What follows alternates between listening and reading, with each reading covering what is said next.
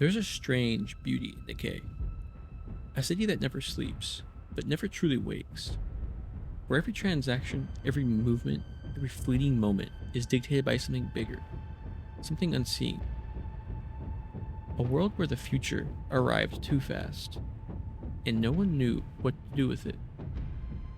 But this isn't the future, it's the present, reflected back at us in the glow of a dying neon sign. This is where our story begins. Cyberpunk isn't just a genre.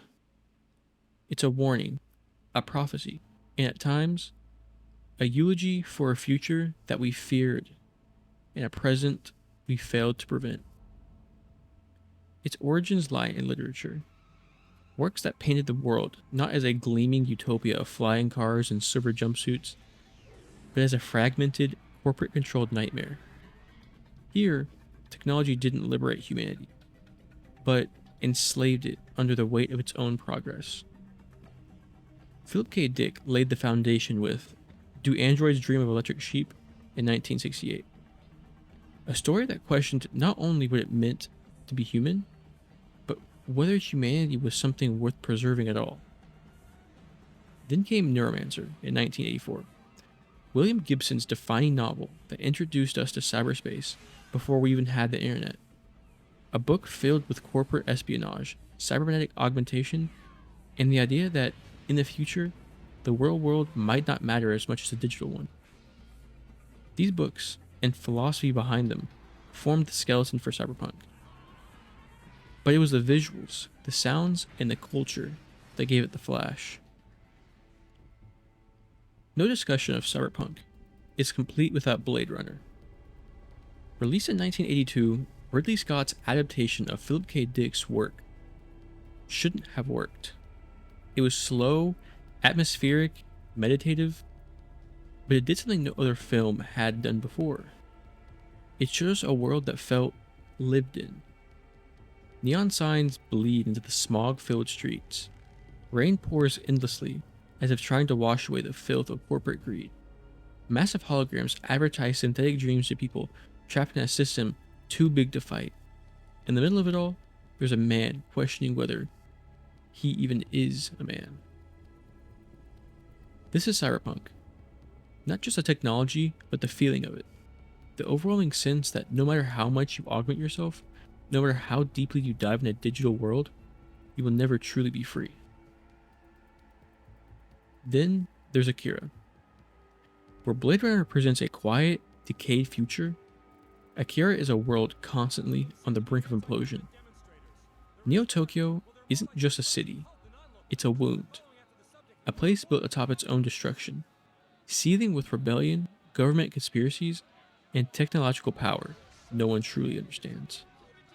The film, much like its manga predecessor, isn't just a story about telekinetic children or biker gangs. It's about the sheer consequence of progress. About what happens when technology moves faster than our ability to control it. It's a cautionary tale, wrapped in some of the most stunning animation ever put to screen. And like all great cyberpunk, it doesn't offer solutions. Only the uncomfortable truth that humanity's greatest threat is itself.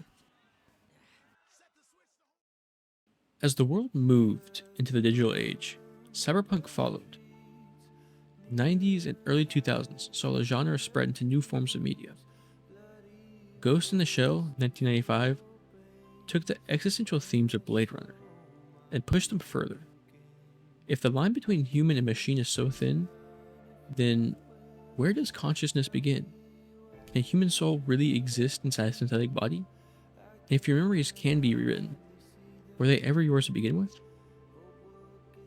Matrix 1999 took cyberpunk into the mainstream, but it stripped it down to its most philosophical core. The idea that the world itself could be an illusion, an artificial prison built to keep humanity complacent, felt eerily prescient as the internet grew and corporations began to control digital spaces. And then came video games. Deus Ex 2000 was a revelation. It was the first game to truly let you live in a cyberpunk world. You could augment yourself, hack security systems, navigate conspiracies between world powers. It wasn't just about telling a story, it was about playing the very themes Cyberpunk explored. Which brings us to today. Cyberpunk has never been more relevant. The world we live in is practically a cyberpunk dystopia, in everything but aesthetic.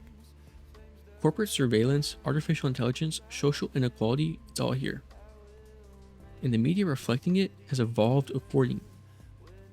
Cyberpunk 2077 was a game that carried the weight of the entire genre on its back.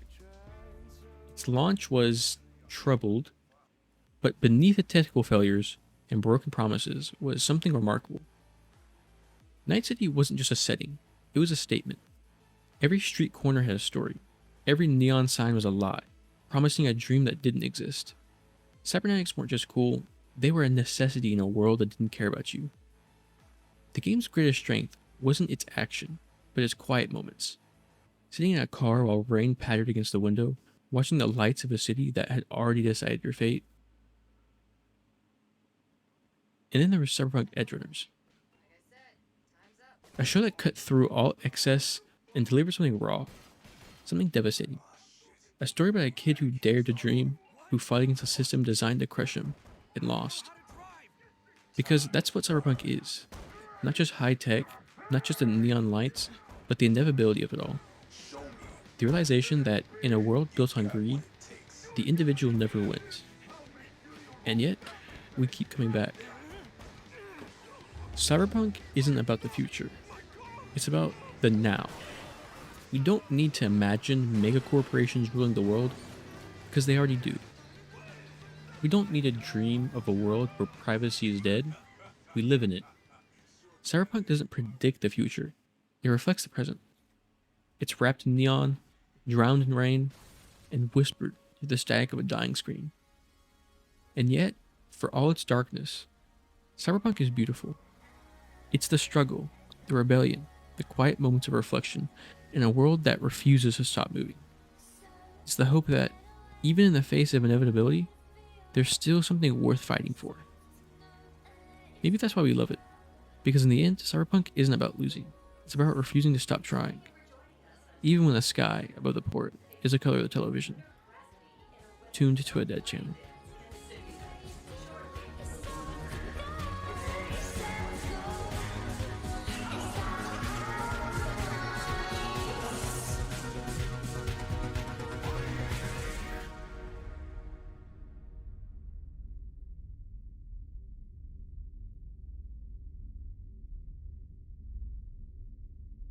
Whoa, check this!